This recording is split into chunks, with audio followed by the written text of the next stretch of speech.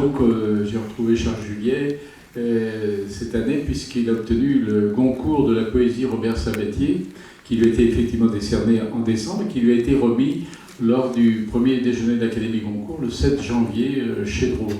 Et ce jour-là, autrefois c'était Robert Sabatier qui faisait l'éloge des lauréats, et maintenant, il a hélas disparu il y a 1 an et demi, maintenant c'est Tahar Benjelloun, qui est lui-même poète, et qui a donc prononcé son éloge au cours du déjeuner.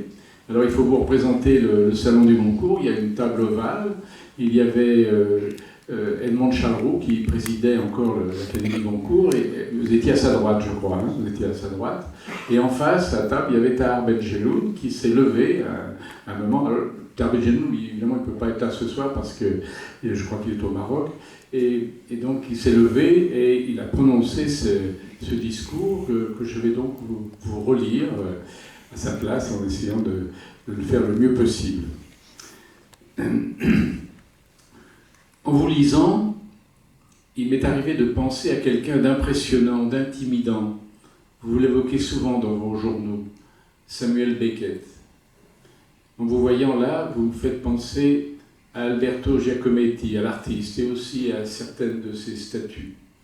Dans un cas comme dans l'autre, vous avez en commun le souci de l'origine et de la vérité, le souci du dépouillement, le silence plutôt que le mot hésitant, le mot approximatif, le doute et l'exigence, cette rigueur essentielle qui fait que les mots sont non seulement à leur place, juste et précise, une place qui ne leur est pas familière mais évidente, car vos mots sont économes, nus, sans habit, sans voile, sans brume, sans bruit.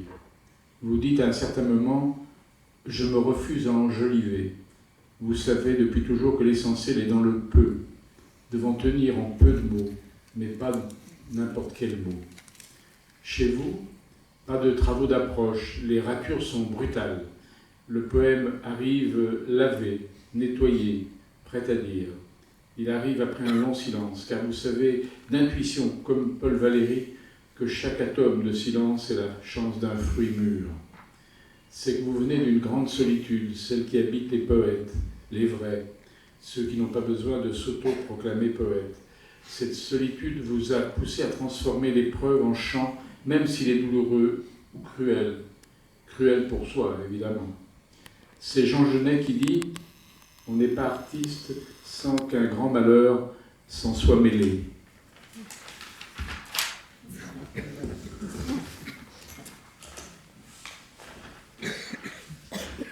Le vôtre, qui vous accompagne depuis votre venue au monde, est la perte de la mer.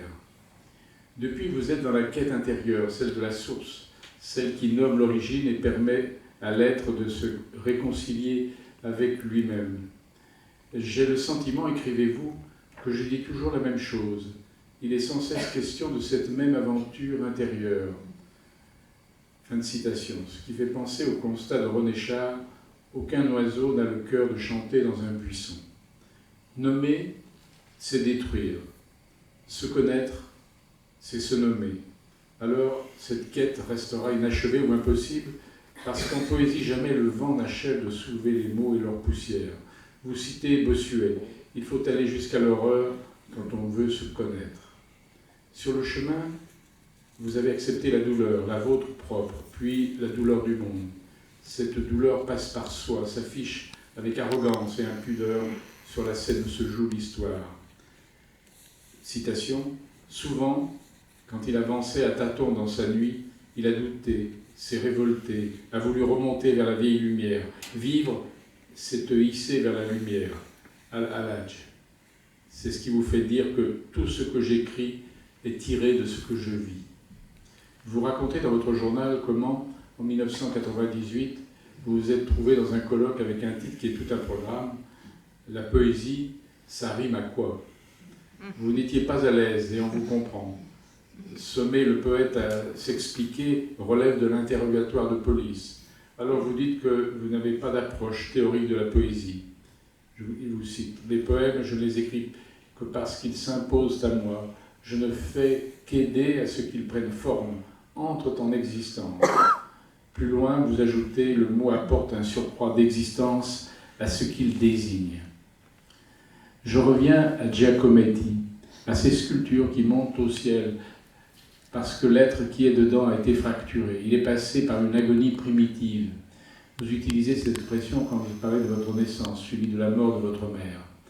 Et puis vous évoquez Chet Baker, vous interrogeant d'où lui venait ce chant en forme de blessure contagieuse. Permettez, cher Charles, d'ajouter au nom de Chet Baker celui de Billie Holiday, dont la voix est une éternelle blessure. Sa voix est aussi une œuvre de Giacometti parce qu'elle est aussi nue, aussi désespérée qu'un corps décharné, long, infini, et qui dit la douleur qui étreint le poète, le grand poète que vous êtes. Je termine en vous citant. Cette douleur incessante qui brûle les entrailles de ces 800 millions d'hommes et de femmes et d'enfants qui endurent les affres de la faim et survivent, comme ils peuvent, dans tant de villes et de contrées sur les 5 continents. Lèvres crevassées, regard éteint, corps décharné. Ailleurs, parlant de l'être qui se cherche, vous écrivez « Simplifié et unifié, il adhère en toute confiance à ce qu'il advient. » Et les mots coulent de source. Enfin, cher Charles Juliet, René Char dit que le poète se remarque à la quantité de pages insignifiantes qu'il n'écrit pas. Tout à l'heure, j'ai parlé de vos mots économes. Je voulais juste dire que votre poésie est précieuse parce que rare et vraie. Je vous rappelle que c'est de Tahar Ben Jelloun.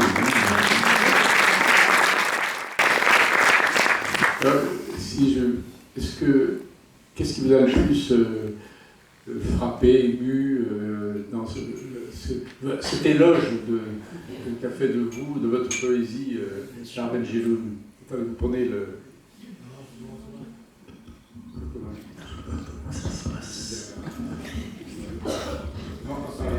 En sens.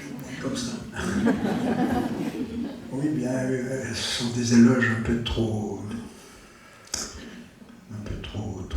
exagérés, je ne sais pas, mais il a bien dit effectivement que je cherche en écrivant à être toujours simple et sobre, c'est simplement une nécessité intérieure.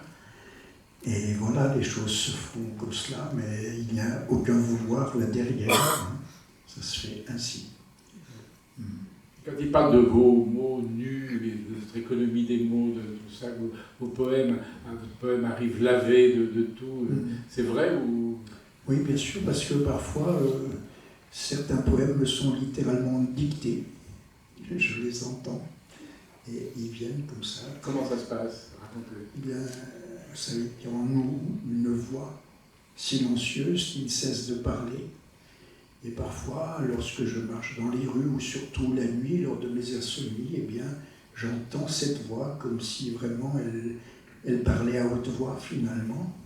Et parfois, des poèmes tout écrits se proposent comme cela, et après, je n'ai plus qu'à les noter. Mais évidemment, ça n'est pas toujours le cas. Mais alors, c'est plus vous le poète, alors. Non, mais c'est vrai, je pense que le poème s'élabore peut-être dans l'inconscient, et qu'une fois qu'il s'est construit, élaboré, eh bien, ma foi, il se propose comme cela. Mais bien sûr, ça n'est pas toujours le cas, et en général, c'est très laborieux. J'ai écrit avec beaucoup de difficultés. Et il arrive le matin, après une nuit d'insomnie, quand cette voix vous a donné à l'oreille quelques jolis poèmes. Et quand vous les relisez, vous êtes parfois déçu, au contraire, vous dites ça c'est très bien? Non, pas c'est comme ça. Non, je ne suis pas déçu.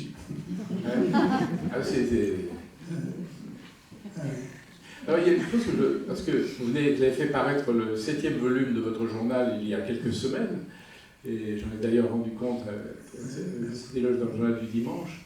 Je sais pas, comment se fait la répartition entre la poésie et votre journal? Parce qu'au fond, vous vous attachez ici et là à parler, à raconter comment vous êtes fait, vous vous interrogez sans cesse, vous êtes toujours en train de creuser votre matière grise, votre peau, votre cœur, votre âme, vous êtes toujours en train de les interroger, de savoir de quoi vous êtes fait. Mais comment ça se répartit entre le journal et la poésie?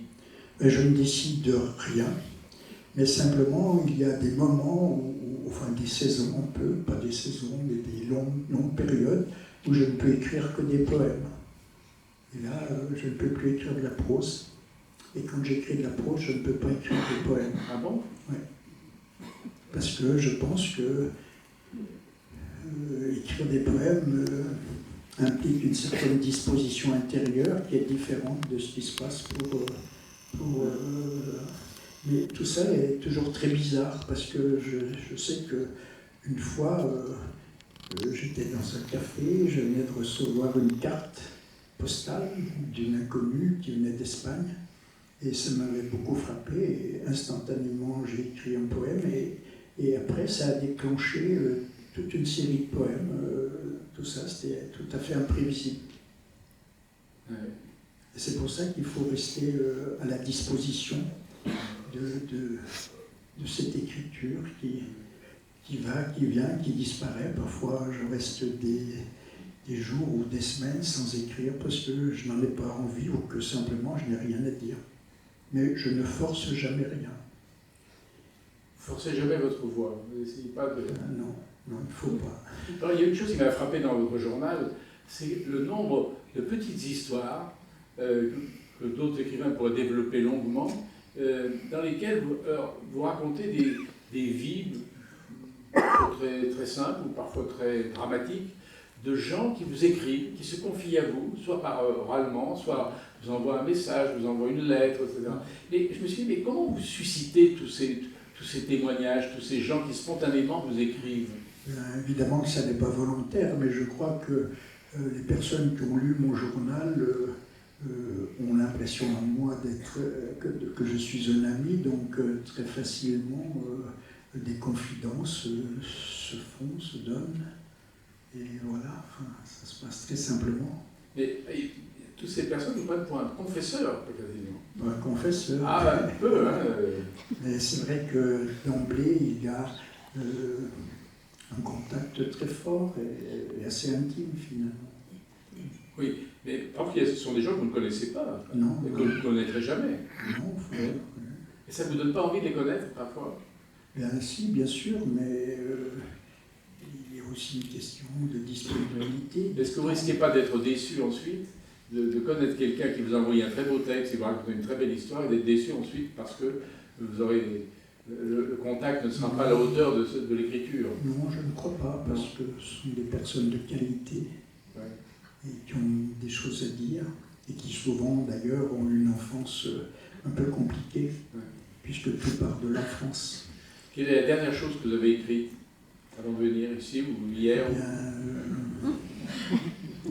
une petite note, parce que ça fait des mois que je n'écris rien. Quoi? Les honneurs, et ça y est, vous l'écrivez plus. Ça me tourne la tête.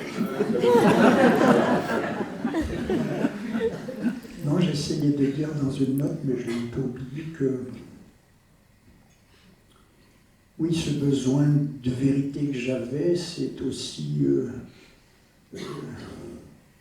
j'ai l'impression que si, oui, je n'écrivais pas avec cette simplicité, que je trahirais quelque chose qui aurait comme une perte de dignité, qu'elle a une exigence éthique et ontologique. Ce besoin d'être vrai, ça n'est pas une exigence d'ordre littéraire, c'est beaucoup plus profond. Donc j'essaie d'être fidèle à ce que je capte, à ce que je ressens, à ce que je perçois. Et puis vous avez une certaine exigence. Voilà, elle est là, cette exigence.